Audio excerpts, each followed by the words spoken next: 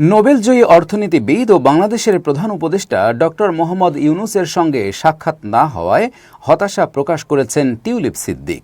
এক বিবৃতিতে তিনি এই প্রতিক্রিয়া জানান যুক্তরাজ্যের লেবার পার্টির এই এমপি। টিউলিপ বলেন, লন্ডন সফরকালে অধ্যাপক ইউনূসের সঙ্গে সাক্ষাৎ না হওয়ায় আমি হতাশ। আমি আশা করেছিলাম আমাদের মধ্যে একটি সংলাপ হতে পারবে যা বাংলাদেশে দুর্নীতির অভিযোগ ঘিরে তৈরি হওয়া ভুল বোঝাবুঝি দূর করতে সহায়ক হতো।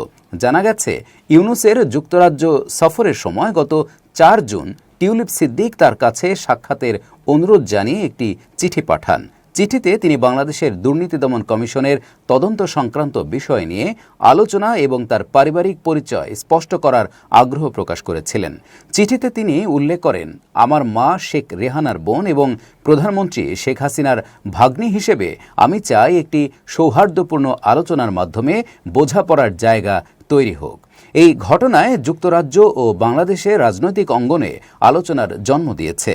অনেকেই মনে করছেন, বর্তমান পরিস্থিতিতে ডক্টর ইউনূসের সতর্ক অবস্থান তার প্রধান উপদেষ্টার দায়িত্ব পালনের অংশ হিসেবেই এসেছে।